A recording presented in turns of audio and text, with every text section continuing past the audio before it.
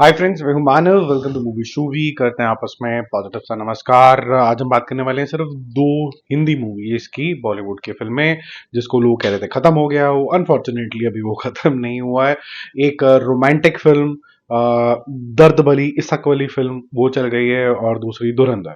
ठीक है, तेरे इश्क में जो है, इश्क बोलना चाहिए, क्या बोलना चाहिए इसको, तेरे इश्क में बोल लेते हैं थोड़ा सोफिस्टिकेटेड तरीके से। डे 10 है और इसने 7 करोड़ रुपीज का जबरदस्त छलांग मारा है यार। कल 5.5 किया था। मतलब इसके जो टेकर्स हैं वो बहुत सारे हैं, लोगों को बहुत पसंद आ रही है ये। सेकेंड हाफ के बारे में हम पहले बात कर चुके हैं कि 19-20 लगा था, ज़्यादा लॉजिकल नहीं लगा था, बट वो इंपॉर्टेंट नहीं है। इंपॉर्टेंट चीज़ ये है कि लोग थिएटर में आ रहे हैं और उनको एटलीस्ट ये वाला जॉनर जो है, दिल जले आशिक वाला, वो काफ़ी ज़्यादा पसंद आ रहा है। ठीक है, इससे धनुष भी जो है उसकी पॉपुलैरिटी मेरे ख्याल से इंक्रीज होती है। और एक वो ऐसा, हर एक एक्टर के टाइम में ना वो आता है एक समय जब उनकी बैक टू बैक फिल्में हिट हो रही होती हैं। जो भी ठीक ठाक एक्टर्स होते हैं, एक समय आता है जब वो मिड 40s टाइप के होते हैं, बहुत सारी फिल्में हिट होती हैं। आप किसी भी एक्टर को उठा लो, ये एक गोल्डन पीरियड कहा जाता है उनका।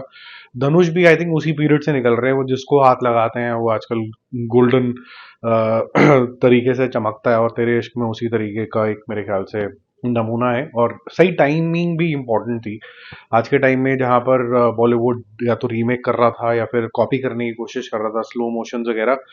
बैक टू स्क्वायर वन जहां पर वो रोमांटिक फिल्म में बहुत बनाया करता था, वो थोड़ा सा उसी जोन के अंदर जा रहा है विद ट्विस्ट। ऑफ कोर्स वो डांसिंग अराउंड द ट्रीज तो नहीं हो सकता था। तो आज 7 करोड़ करके वो 93 प्लस 700 करोड़ कर लेगा अपने 10th डे के अंदर, और लगभग लगभग 140 करोड़ रुपीज इसका वर्ल्ड वाइड कलेक्शन भी हो जाएगा। तो बहुत ही अच्छा रन गया है इसके लिए, फैंटास्टिक। दूसरा हम बात करने वाले हैं धुरंधर, और धुरंधर का हम पूरा बिजनेस एनालिसिस करने वाले हैं इसी वीडियो के अंदर। क्योंकि ज्यादा मूवीज नहीं है, आज दो ही मूवी को हम डिस्कस कर रहे हैं। हालांकि फ्राइडे को वो भी रिलीज होनी थी, अखंडा 2, वो रिलीज नहीं हो पाई क्योंकि केस वेस हो गया है। उसको सॉल्व करने की कोशिश करी, जब कभी भी रिलीज होगी तब देखेंगे, क्योंकि मोटा पैसा है जो उनको देना है, 50 करोड़ रुपए के आसपास, जो कि एक हैवी अमाउंट है देने के लिए। धुरंधर का जो डे 3 है, पहले उसको डिस्कस करते हैं, फिर बजट पे आएंगे, और फिर इसकी रिकवरी के ऊपर समझेंगे, और किस पॉइंट के ऊपर इसका प्रॉफिट आएगा वो समझेंगे। ठीक है, तो इसको शुरू करने से पहले मैं आपको ये बता देता हूँ कि कल जो ऑक्यूपेंसी थी वो अच्छी गई थी। शोज भी इंक्रीज हुए थे। 6,000 से शुरू हुआ, 6,200, और लगभग लगभग 6,300 के आसपास के शोज हो गए। 18% हुआ, फिर 35% हुआ, 42%, और नाइट शोज तो बहुत अच्छे गए, विच इज इक्वलेंट टू 71%। और आज जो गया है वो 27% पे ओपन हुआ, 62% पे गया। इवनिंग शोज ही 70% थे। नाइट शोज क्योंकि संडे के होते हैं वो थोड़े बहुत कम ज्यादा होते हैं, वो इतना ज्यादा परफॉर्म नहीं करते हैं टिपिकली, बिकॉज अगले दिन लोगों को छुट्टी नहीं होती है। लेकिन ये धुरंधर की तरह पे धुरंधरपन दिखा रही है थिएटर्स के अंदर। फैंटास्टिक रन, जिससे इसका जो कलेक्शन है वो करीबन करीबन 39 से 40 करोड़ आने वाला है आज। बहुत बड़ा कलेक्शन है, क्योंकि कल तक ही इसका टोटल 61-61.5 हो गया था। आज के 39 ऐड करोगे तो 100 करोड़ पार। तेरे इश्क में फैंटास्टिक जॉब डन, जैसे मैंने बोला 10th डे के अंदर 100 करोड़ पार, और ये तीसरे दिन में ही 100 करोड़ पार है।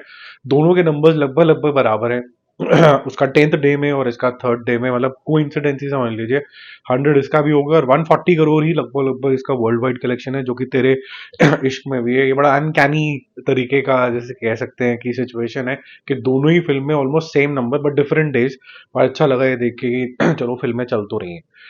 बजट जो है वो इसका था 250 करोड़ रुपीज। 450 करोड़ में दो पार्ट बने थे। सेकंड पार्ट जो है वो 200 करोड़ रुपीज एट्रीब्यूट हुआ है as per official understanding. 30 crore रुपए की अच्छी खासी इसके अंदर मार्केटिंग हुई है, नॉट 15 करोड़ रुपीज। आप बोलोगे कि हमने तो देखा नहीं ज्यादा इंटरव्यू वगैरह।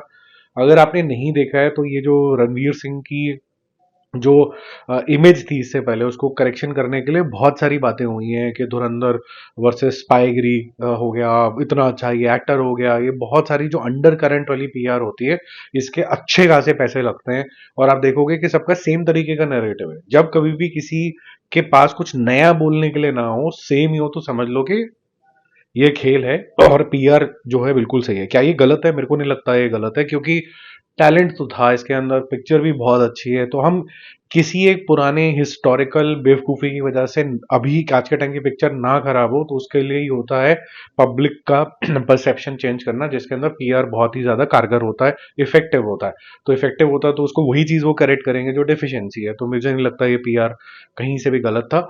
लेकिन मैं ये ज़रूर मानता हूँ कि जब कभी भी मेकर्स पीआर कंपनी को हायर करते हैं, वो रोज की जो कॉन्वर्सेशन होती हैं उसके अंदर इतना ज़्यादा इंडल्ज नहीं होते, उस समय के अंदर ये कंपैरिजन शुरू हो जाते हैं, जो लॉन्ग टर्म के अंदर या तो नॉर्थ साउथ कर देते हैं, या फिर विद इन बॉलीवुड जो है काफी ज्यादा कलेश कर देते हैं कि जैसे कि जो रियल टैलेंट है रणवीर सिंह है, रणवीर कपूर नहीं है, या फिर साउथ वर्सेस नॉर्थ के अब नॉर्थ आगे निकल गया है, या फिर नॉर्थ वाले संदीप रेड्डी वांगा तो ऐसी पिक्चर कभी सपने में भी नहीं बना सकता। ये जो सब कॉन्वर्सेशन हैं ये सब पीआर शुरू करता है, वो कोई अनजान बच्चा जो सिर्फ 3 4 साल 5 साल का एक्सपीरियंस लेके बैठा है, उसने कोई पोस्ट बना दिया, और वो अचानक से बहुत सारे बुद्धू लोग, क्योंकि इंसान जो होता है जनरली बुद्धू ही होता है, कि वो कई सारे लोगों का ओपिनियन जो होता है कलेक्टिव बन के बहुत बड़ा हो जाता है, फिर अगर ऐसे पीआर जाना शुरू हो जाए तो वो थोड़ा सा बुद्धूपन आपको दिखेगा पीआर के अंदर, क्योंकि कभी कभी रॉन्ग नरेटिव सेट हो जाता है, जो कि इस इंडस्ट्री में बॉलीवुड में स्पेसिफिकली काफी ज्यादा नुकसान दे रहा है। अब इसका जो बजट है ये आदित्य धर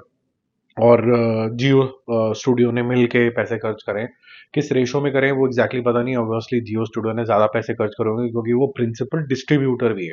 तो मेरा गेस वर्क ये है कि इसके अंदर करीबन 2/4 जो पैसे हैं वो जियो स्टूडियो ने करे होंगे, और 1/3 जो है वो आदित्य ने लगाए होंगे। टीवी लगभग लगभग 40 से 50 करोड़ रुपए का इसका टीवी राइट्स जाएंगे, यानी सैटेलाइट प्रीमियर जब होगा। म्यूजिक जो है सारेगामा के पास है, जो कि 10 करोड़ रुपए के आसपास का होगा। ओटीटी नेटफ्लिक्स लगभग लगभग जो डील है that is between 60 to 100 crore, depending on how the movie performs in the theatre, क्योंकि वो भी बकेट के अंदर होता है, बट सेफली 80 करोड़ तो इस मूवी को मिल ही जाएंगे, 80 से 100 ही मिलेंगे बल्कि, बट 80 करोड़ आप एज्यूम कर सकते हो। तो टोटल रिकवरी अगर आप लगाओगे तो टीवी के 40 करोड़ रुपए, म्यूजिक के 10, और 80 करोड़ रुपए अगर आप लगाना चाहते हो इसके नेटफ्लिक्स के, तो 130 करोड़ होते हैं। हालांकि बड़े प्यार से, क्योंकि इनके बड़े सारे कोलैबोरेशन और आपने बहुत सारी एड्स देखी होंगी, आराम से 10 15 करोड़ रुपए इन्होंने और करे होंगे, और उसको भी साइड में रखते हैं, वो बफर की तरह हम ट्रीट करेंगे। 130 करोड़ जब इसके पास आ जाते हैं, तो अगर आप 280 में से माइनस करोगे तो 150 करोड़ होते हैं। अब ये 150 करोड़ रुपए ये प्रोडक्शन हाउस जो है वो कैसे कमाएगा? जैसे कि मैंने आपको बताया, 100 करोड़ तो ये ऑलरेडी मूवी कर चुकी है। अगर 150 करोड़ रुपीस कमाने हैं तो जियो स्टूडियो ने एक सही तिगड़म लगाया कि इन्होंने अपफ्रंट पिक्चर नहीं बेची। इन्होंने क्या किया, इन्होंने सेल्फ डिस्ट्रीब्यूशन का रूट अपनाया, जहां पर मोटे मोटे लेवल पे आपको ज्यादा पैसा कमाने का मौका मिलता है। आप डायरेक्टली पीवीआर वगैरह से डील कर सकते हो, जहां पर 50-50 ना होके 5-10% का हमेशा बेनिफिट मिलता है।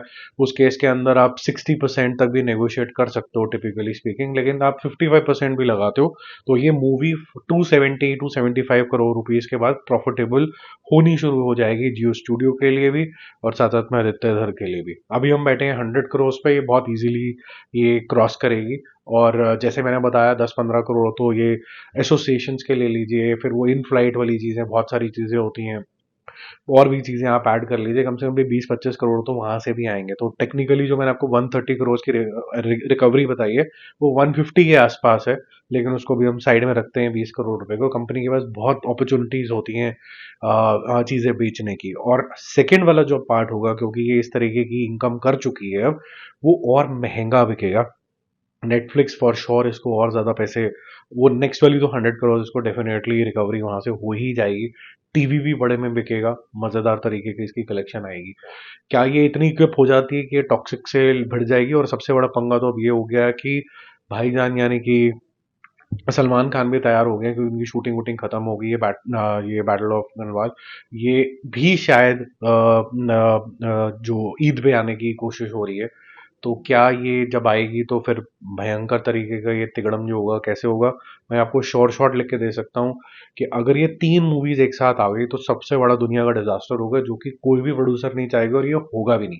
ये आगे पीछे होंगी डेट्स डेफिनेटली, चाहे वो बैटल ऑफ गलवाल हो जो आके जाए। जो मैं चाहता हूँ कि वो यहाँ पर ईद वाली पिक्चर ही नहीं है, वो बेसिकली अगस्त वाली पिक्चर है, जब 15 अगस्त पे आप इसको और सेलिब्रेट कर सकते हैं, या फिर जल्दी आ सकती तो फिर बॉर्डर के साथ इसका क्लैश हो जाता जब ये 26 जनवरी होती है। बट अगर इस नज़रिए से देखा जाए कि यहाँ पर हमेशा ही तोहमत लगती है कि भाई आप हिंदू मुसलमान वाला जो सीन बन जाता है कि भाई एक मुस्लिम इंसान देश के लिए एक पिक्चर बनाता है तो उसको सेलिब्रेट करना चाहिए, तो मे बी ईद पे एक अच्छा मैसेज जाता है कि भाई इंडिया के लिए सोचो। ठीक है। और एक कम्युनिटी जो थोड़ा सा ज्यादा स्पॉटलाइट में आती है उसको हमेशा कुछ ज्यादा ही डिलीवर करना पड़ता है, क्योंकि कुछ लोगों की वजह से नाम तो खराब हुआ है उनका और वो वर्ल्ड वाइड हुआ है। तो उस सेंस के अंदर देखा जाए तो बहुत अच्छा मैसेज जाता है कि अगर ईद पे हिंदुस्तान को फेवर करते हुए पिक्चर जाए। और जब कभी भी मैं आपको वीडियो के अंदर जय हिंद बोलता हूँ तो मेरे यहाँ पर तो बहुत सारे लोग अलग अलग धर्मों के, हिंदू मुस्लिम सिख ईसाई सब जाके ही जय हिंद भी करते हैं और वो फ्लैग भी डालते हैं, जो मुझे बहुत ही अच्छा लगता है। तो आज आपका भी अगर मन कर रहा है जय हिंद करने का तो एक बार जरूर फ्लैग आप कमेंट बॉक्स में डालना। Bye bye.